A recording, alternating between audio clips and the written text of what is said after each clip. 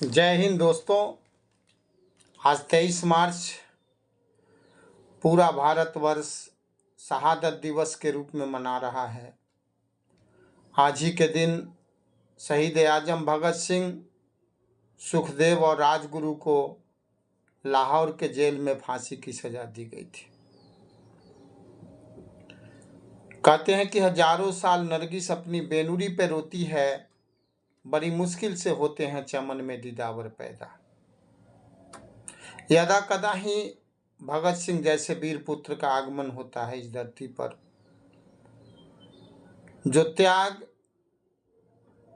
राष्ट्रभक्ति और बलिदान के प्रतिमूर्ति के रूप में इस धरती पर आते हैं।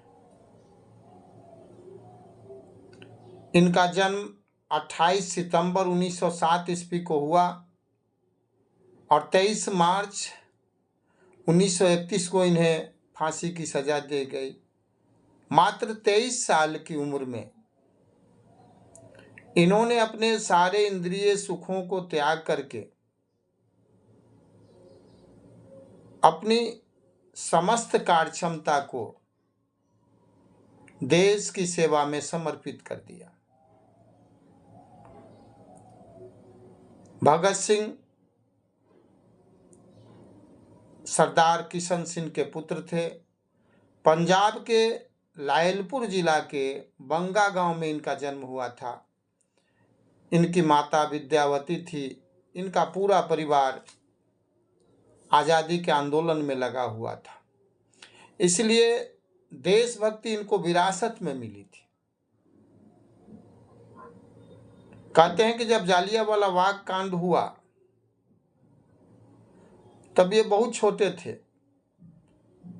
लेकिन ये पंजाब के उस जालियांवाला बाग में जाकर वहाँ की लाल मिट्टी को एक शीशी में बंद करके घर ले आए, ताकि जिन वीर सपूतों का बलिदान हुआ उनकी याद इनके जेहन में ताज़ा रहे और ये आज़ादी के लिए अपना सर्वस्व न्यौछावर करने को तैयार थे।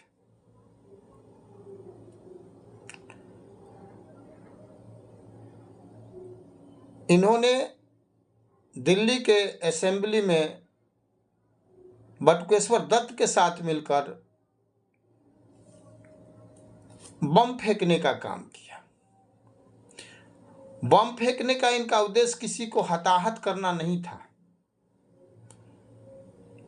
इनका उद्देश्य था कि जो आज आज़ादी का आंदोलन ठंडा पड़ गया है,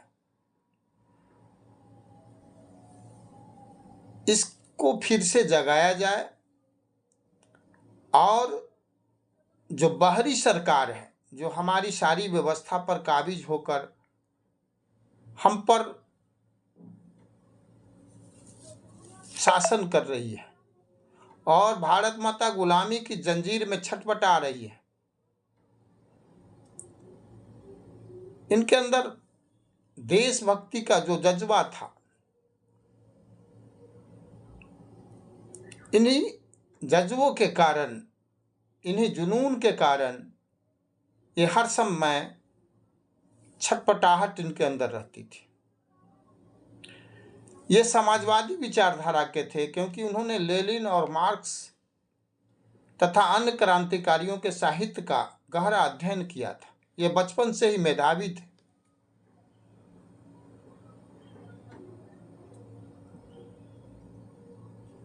ऐसे वीर सपूतों को याद करके आंखें नम हो जाती हैं।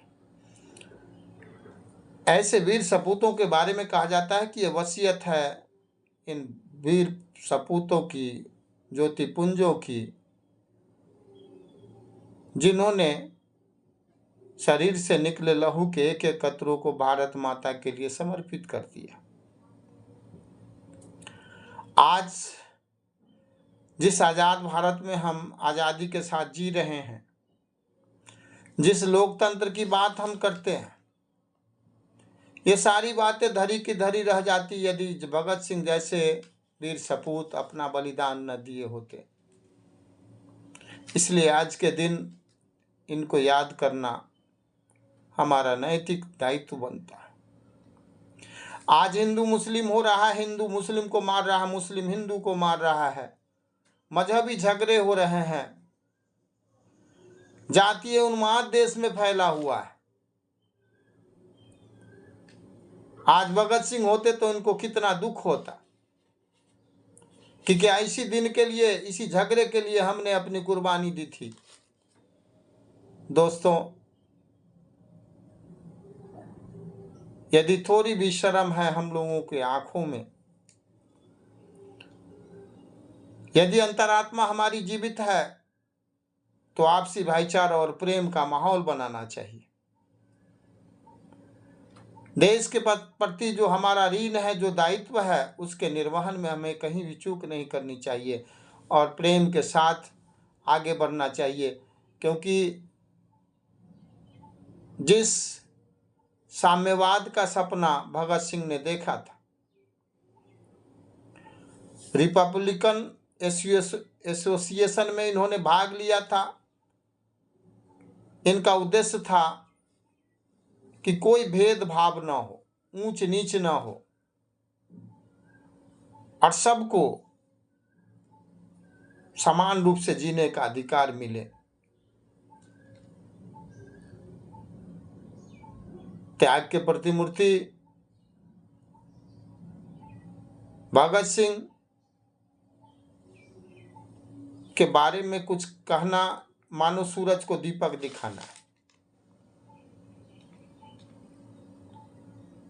इनका जब आप इतिहास पढ़ेंगे,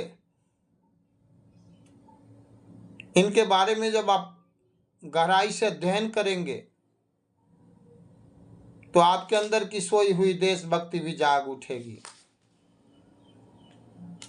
कहते हैं कि देशभक्ति जिसमें हो बस एक वही दिलसाद है, और देशभक्ति गर नहीं तो जिंदगी बर्बाद है। ऐसे देशभक्तों के मन में सिर्फ इतना ही रहता था कि मरना अगर पड़े तो मर जाएं हम खुशी से, निज देश के लिए छूटे लगन न जी से। पर संकटों में चाहे बन जाए हम भिखारी, सिर पर मुसीबतें आ जाए क्यों न सारी, हिम्मत कभी न हारे बिछले न मन हमारा, बिचले न मन हमारा, स्वदेश की सेवा में छूटे ये तन हमारा। दोस्तों, ऐसे वीर सपूतों को पुनः कोटि कोटि नमन करते हुए उनके शहादत को याद करते हुए उन्हें श्रद्धांजलि अर्पित करता हूं और उम्मीद करता हूं कि इनके सपनों का भारत फिर से,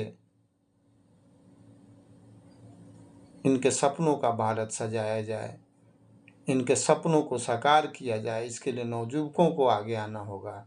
जय हिंद, जय भारत।